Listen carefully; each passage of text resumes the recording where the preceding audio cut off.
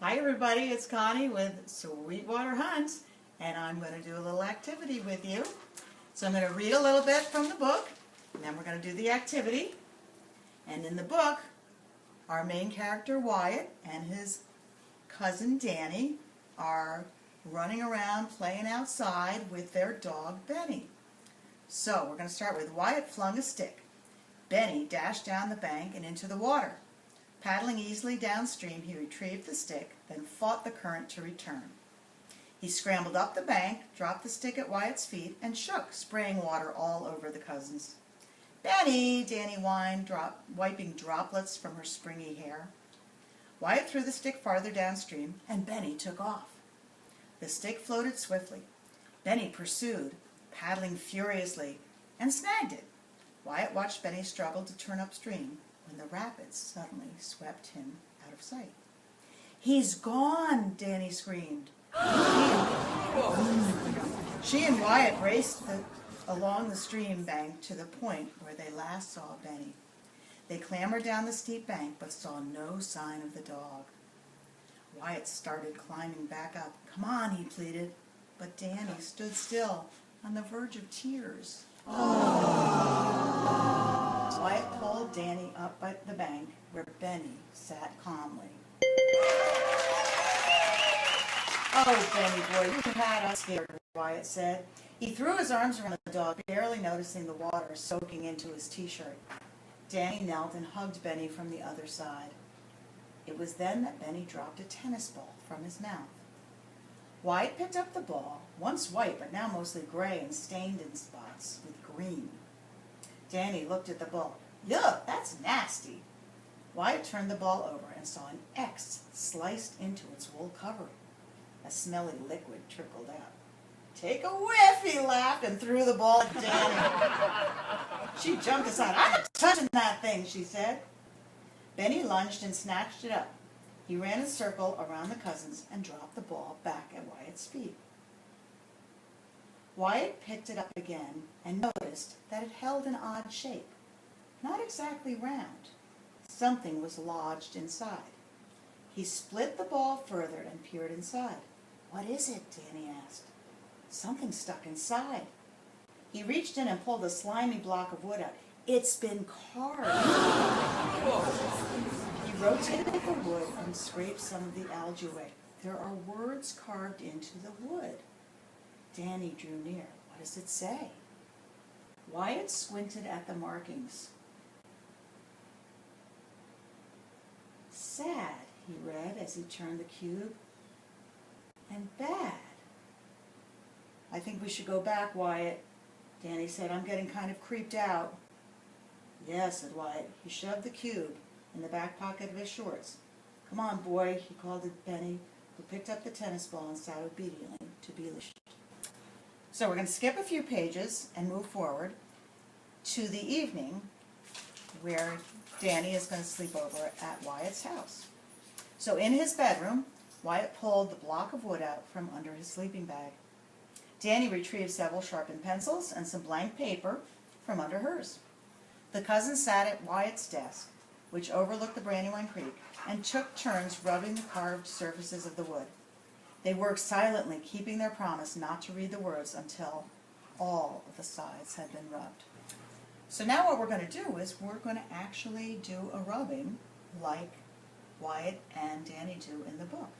And so I have this block of wood, and we're going to rub a couple of the sides and get an idea of what message is kind of hiding, because you can't really read the block of wood very well. So let's just see if we can rub it and see if we can get a clearer sense of a message. So this clearly has the letter Y. Okay, let's try another side.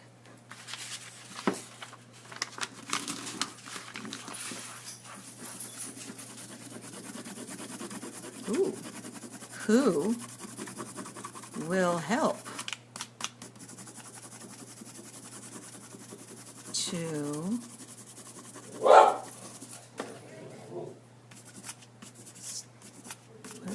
stop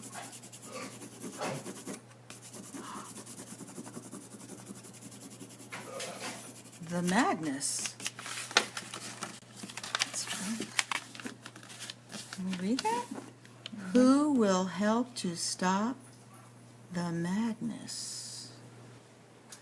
So, Danny and Wyatt rub the cube, and I'll continue with the story. They sat on the sleeping bags and held the papers between them. Danny read first. It's just the letter Y and CH44. What could that mean? Wyatt shrugged and read the next paper. This one says gladness, but there's a slash through it. Danny read next. Sadness. Badness, Wyatt continued. Wyatt closed his eyes, pausing before looking at the last paper in Danny's hands.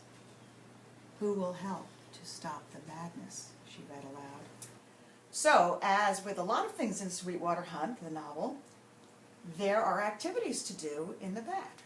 And so we are going to turn to the appendix and look through chapter 2 and do the activity that's related to the rubbing of the cube of wood. So in this case, it says try it. Try doing crayon or pencil rubbings of various outdoor textures. You can do this with leaves, you can do this with bark, and you get a better sense of the actual intricacies of the item that you're rubbing. So, we'll do that. So we're going to do a leaf rubbing of a couple of different leaves so we can get an idea of how different leaves are. And then we will have a permanent memory. So I'm going to take this piece of paper and I'm going to lay it on and I'm going to start to rub the middle leaf. And this is actually the leaf from something called a passion flower, which is a flower, it's a plant down in Florida that is a native and attracts wildlife because it's got beautiful flowers. And look at how the leaf is so well distinguished by the its leaflets. So we can see the more we rub it, the clearer it kind of becomes. There we go. There's that one. Let's try another color and see what we have under here. First I have to feel where the leaf is. This one's a little bumpy. Let's see if we can get this one to work. Oh, there's some little leaves.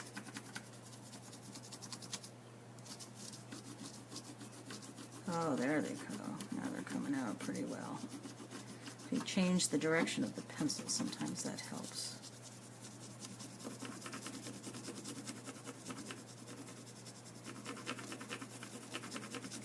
Look at the tiny little leaflets on here. And we'll do one more. Get an orange pencil this time. We've got our leaf down. Here we go. It's just some kind of weed that grows down here. And it almost looks like needles. And that one comes out a little bit more clearly than everything else. And now we have a collage of 3 different kinds of leaves from down here in Florida. And that is leaf rubbing. So if you enjoyed this activity and this reading, you can get yourself a copy of Sweetwater Hunt. You can contact me through my website, www.sweetwatered.com. That's all one word. And you can order yourself a book, or you can get it on Etsy.com. Just look up connienyesweetgoods. That's all one word. And the book is a whole novel of watershed education. And at the back, there are a number of hands-on activities that you can do that are interdisciplinary and interactive. So it's a great book to learn from, a great book to read, and a great way to set off and start to create yourself as a watershed steward. Thanks.